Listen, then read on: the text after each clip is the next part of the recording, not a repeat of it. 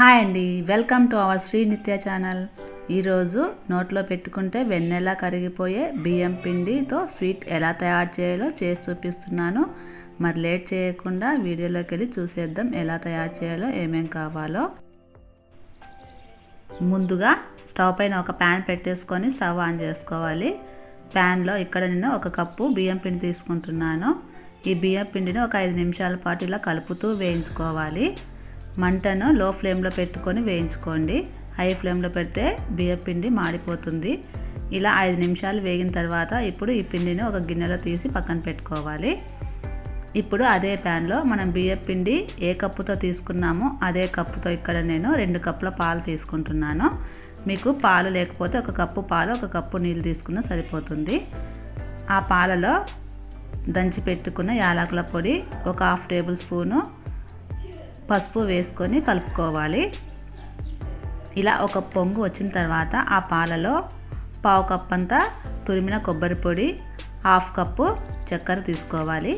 ఇక్కడ మీరు స్వీట్ ఎక్కువ తింటే 3/4 కప్పు చక్కెర తీసుకోండి, తక్కువ తినేవాళ్ళు 1/2 కప్పు సరిపోతుంది. ఇలా ఈ వేసిన తర్వాత పాలలో ఒక 5 నిమిషాల పాటు పాలను కలుపుతూ ఉడికించుకోవాలి. తర్వాత మనం ముందుగా వేయించి పెట్టుకున్న బియ్యం పిండిని అందులో వేసి కలుపుకోవాలి.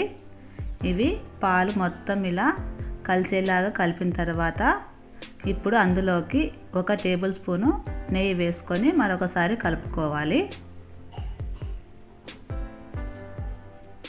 ఎంతో సింపుల్, ఈజీగా అయిపోతుంది ఈ స్వీట్. మనకు 10 నిమిషాల్లో మనం ఈ స్వీట్ని తయారు చేసుకోవచ్చు. ఇలా కలిపిన తర్వాత స్టవ్ ఆఫ్ చేసేసి ఇప్పుడు ఆ పిండి ముద్దను మరొక ప్లేట్లో తీసుకొని చేతితో కలుపుతూ ముద్దలు తయారు చేసుకోవాలి.